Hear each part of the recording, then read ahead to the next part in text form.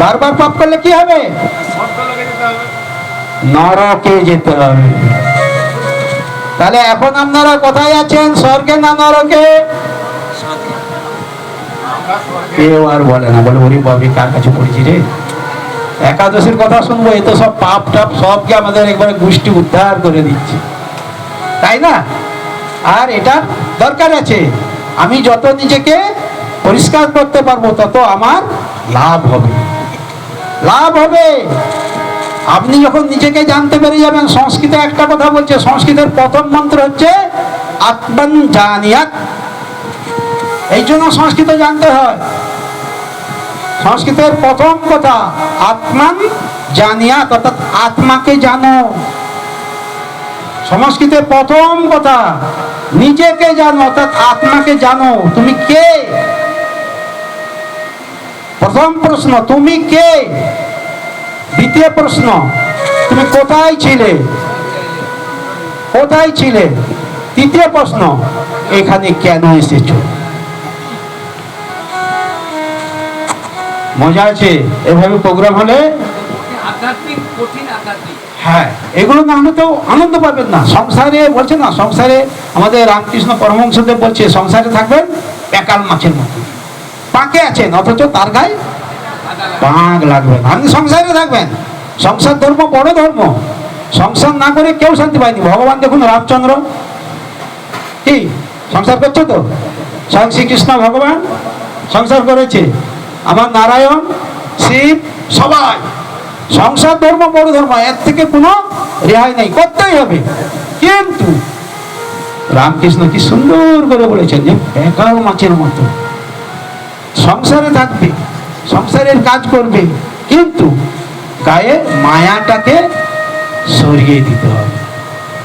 মায়াটা যদি আপনি সরাতে না পারেন তাহলে কিন্তু ওই মায়া আপনাকে কখনো ছাড়বে না, আপনাকে কাঁদিয়ে কাঁদিয়ে আপনাকে চিতায় তুলে দেওয়ার পরও কাঁদাবে। কারণ চিতায় তুলে দেওয়ার পর কাঁদাই তো না, কাঁদাই না? কারণ তারপরে আমাদের সাধ্য শান্তি হয়। মৃত্যুর সঙ্গে সঙ্গে সাধ্য শান্তি হয় না, তারপরে হয় সাধ্য শান্তি। আবার 1 বছর পরে কালা শৌচ। পাপ কখনো পাপকেও ছাড়ে না। ভাবতে পারেন একাদশীর কি মাহাত্ম্য, কেন একাদশী আমরা করবো? এবার বুঝতে পারছেন তো আনন্দটা কোথায়? এত আনন্দ আছে, অর্থাৎ পাপ মোচন আপনার হবে। তাহলে পাপটা জানলেন না, আপনি মোচন করবেন কি করে? মোচন মানে কি? মোচন মানে সরিয়ে দেওয়া। উন্মোচন মানে, উন্মোচন মানে খুলে দেওয়া, প্রকাশ করে দেওয়া। সংস্কৃত জানতে হবে, সংস্কৃত না জানলে স্বাদ পাবেন না। মজা আছে, তবে ভালো লাগবে। তাই কি সুন্দর করে বলছি যে পাপ মোচন একাদশী। এই পাপ মোচন যদি আপনার না হয় তাহলে আজকে আপনি মোহিনীকে কখনো পেতে পারবেন না। কারণ মোহিনীটা কে? মোহ, মোহ বিনাশ করেন যিনি। আপনার যে মোহ, কাম, ক্রোধ, লোভ, মদ, মোহ, মাশ্চর্য, এই যে মোহ, এটা কোথায় আছে? ষড়রিপুর একটা রিপু, সাংঘাতিক রিপু,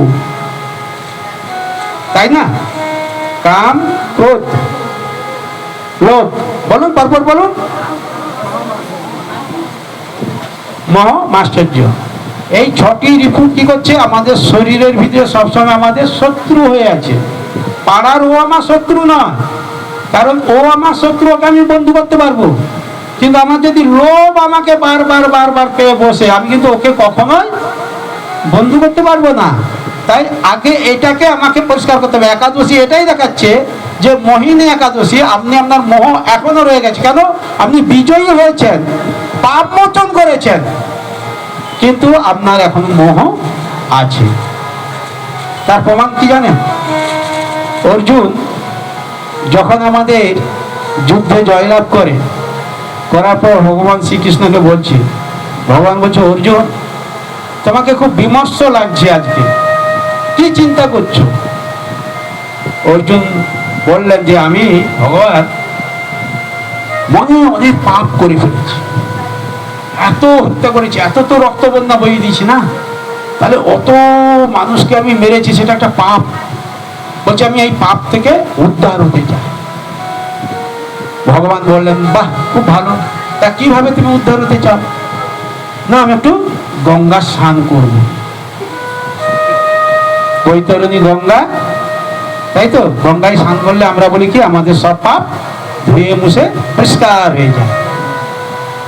তখন কি করলেন, তিনি গঙ্গায় স্নান করতে যাচ্ছেন। ভগবান শ্রীকৃষ্ণ হচ্ছেন তার সারথি। ভগবান কি করলেন, গঙ্গাটা দেখলেন, কিন্তু গঙ্গাটাকে দেখেও ঘোড়া এগিয়ে নিয়ে গেলেন, রথটাকে এগিয়ে নিয়ে গেলেন। তখন অর্জুন বল, আরে দাঁড়াও দাঁড়াও, গঙ্গা তো আমরা পেরিয়ে চলে এলাম। ভগবানের পরীক্ষা, খুব ভালো করে মন দিয়ে শুনবেন, এর মধ্যে অনেক কিছু আছে আপনাদের সেই তত্ত্ব একাদশী তত্ত্বের সঙ্গে মিশবে। ভগবানকে বলছে আমি গঙ্গা পেরিয়ে চলে এলাম। ভগবান বলছে আচ্ছা, তাহলে কি করবো? বলে এখানে দাঁড়াও। দাঁড়িয়ে বলছে যে গঙ্গার ঘাটে আমি যাব। উনি গঙ্গার ঘাটে গেলেন। গঙ্গার ঘাটে যাওয়ার পর কি দেখলেন, একটা মোড়া ভেসে আসছে। আচ্ছা, ওটা যে ভেসে আসছে, মোড়াটা ভেসে আসছে, কিন্তু একবারও কিন্তু বলে না যে মোড়াটা ডুবছে উঠছে, ডুবছে উঠছে। তাহলে একটা জিনিস ভাসছে তার তত্ত্ব, একটা জিনিস ডুবছে ভাসছে, ডুবছে ভাসছে তার তত্ত্ব, বা একটা মোড়া আসছে তার উপরে একটা কিছু আছে তার তত্ত্ব কি এক হয়? এক হয় না। তাহলে এটাও এখানে খুব সুন্দর করে আমাদের জানতে হবে যে আমাদের জীবনে যা কিছু আসে ঠিক এই মোড়ার মতো কি করে ভেসে আছে, হঠাৎ ডুবে হঠাৎ উঠে এরকম হয় না। যার জন্য এই তত্ত্বটাকে এখানে দেওয়া হয়েছে যে আমরা একাদশী পালন করার পর আমাদের মনে হয় আমি ঠিক পুণ্য পাবো তো, আমি পাপ থেকে উদ্ধার হয়েছি তো, তাই না? অর্থাৎ ভাষা ভাষা একটা চিন্তা আমাদের সবসময় চলে। এই জন্য মরাটাকে এখানে ভাসানো হয়েছে, ডুবানো হয় না। যদি ডুবাতে উঠাতো তাহলে কি হতো, আপনার মনে হতো আমার ঘরের মধ্যেই বোধ হয় কিছু একটা আছে, কিন্তু ঘর সংসারের কথা কিন্তু এখানে ঢুকতে দেওয়া হলো না। প্রভু লীলা, কি দারুণ লীলা! ঘর সংসারকে ঢুকতে দেয় না। একটু আগে বলছিলাম না যে পাকে থাকবে, কিন্তু পাক গায়ে লাগানো যাবে না। তাই কি বললেন, মরাটা ভেসে আসছে। তাহলে এই মরাটা ভেসে আসছে আর উনি স্নান করবেন, কিন্তু মরাটা গেল না, মরাটা টিয়ে হয়ে গেল, অর্থাৎ দাঁড়িয়ে গেল। ঘাটে এসে দাঁড়িয়ে গেল, কিসে না, ঘাটে তো বহু কিছু থাকে, কোনো একটা জিনিস এসে আটকে গেছে। আপনারাও দেখবেন যখন চিন্তা করেন, চিন্তা করতে করতে কিন্তু আপনারা একটা জায়গায় ঠিক ওই মরার মতো আটকে যান, তারপর আর কিন্তু আপনারা উত্তর পান না। হয় কিনা যে আপনি একটা চিন্তা করলেন, করার পর তার উত্তরটা পেতে পেতে দেখবেন আটকে গেছে, আর কিন্তু আপনি পাচ্ছেন না। ঠিক এখানেই শিক্ষা দিলেন ভগবান যে ওই মোড়াটাকে আমি কি করলাম, ঘাটেই আটকে দিলাম।